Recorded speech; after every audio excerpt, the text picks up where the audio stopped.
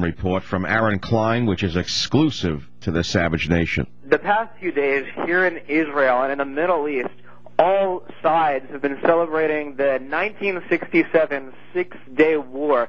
We're coming up now on the 40th anniversary of the commemoration of the war when, at several Arab countries, when Egypt, Jordan, and Syria blockaded the Jewish state and attacked Israel. Israel, of course, first preempted the attack and took out most of Egypt's air force, and then went on to the greatest victory in the history of the Jewish state and captured eastern sections of Jerusalem, the Gaza Strip, the Sinai Peninsula, the West Bank, and the Golan Heights.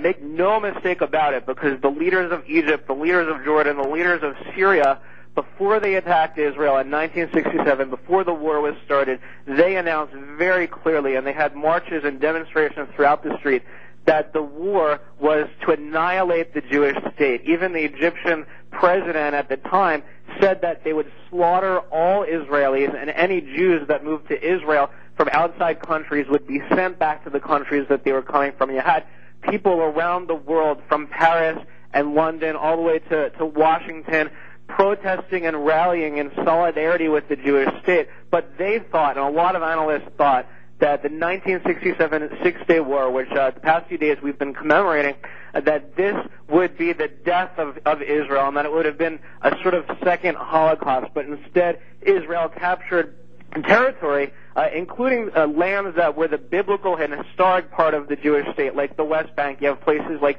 Hebron, which is the home to the tomb of the patriarchs, and places like Beit El and Shiloh that are mentioned in the Bible as Jewish communities. These were captured. I'm talking with Jerusalem correspondent Aaron Klein. So, Aaron, what happens now? After this, continuing until today, one of the major ramifications of this war that I think when you look at it, in reality, it's absolutely ridiculous, is that Israel was delegitimized with regard to the West Bank. Specifically, you have organizations backed by Europe and backed even by people in the State Department declaring that it's because of Israel's occupation of the West Bank that the Israeli-Palestinian conflict is fueled. That somehow if Israel gives up the West Bank and gives up eastern sections of Jerusalem, that would end the Israeli-Palestinian conflict. And actually, you just had an Amnesty International report the last few days coming out specifically stating that Israel would need to give up the West Bank, and that this would somehow appease the Palestinians and partly end the conflict. This is absurd, first of all, because in 1948, when Israel was founded, you had the War of Independence to annihilate the Jewish state before Israel ever had the West Bank.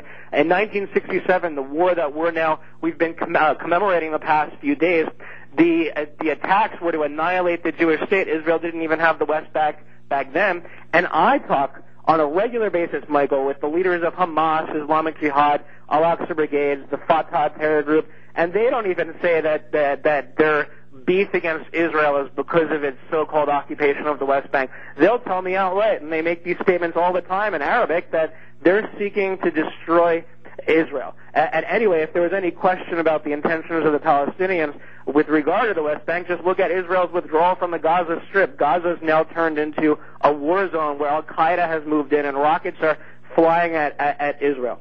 But I want to focus now, it's important, Michael, for your listeners to understand that it seems that we're in many ways in a repetition of what happened in 1967 when you had Egypt and Jordan advancing its militaries on the borders of Israel and making very clear declarations of intention to go to war.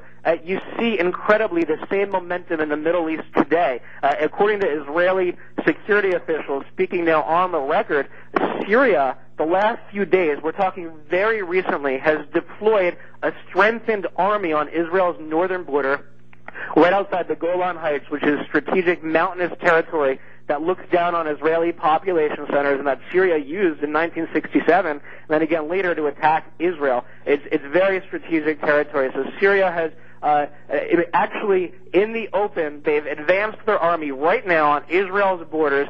They've made declarations that Syrian President Bashar Assad, that he's ready for war with Israel. He's moved all in the open, Scud missiles that can reach Tel Aviv, that can reach Jerusalem. Aaron, really? Isn't there anything else the savage nation should know about?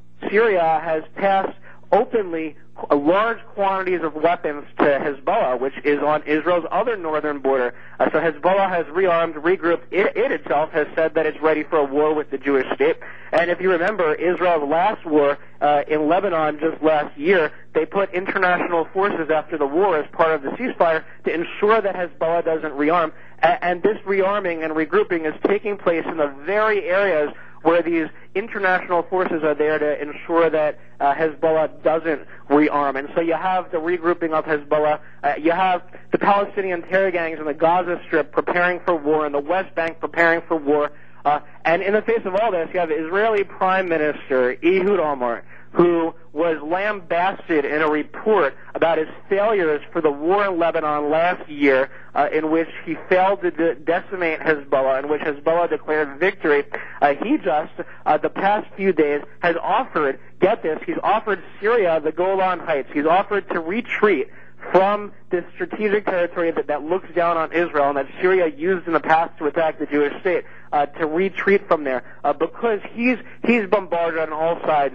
And before this war report came out, there have been polls that showed that if Prime Minister Ehud Olmert would engage the Palestinians, who are now involved in a civil war, so he can't engage them, or instead engage the Syrians, that would pacify his leftist base.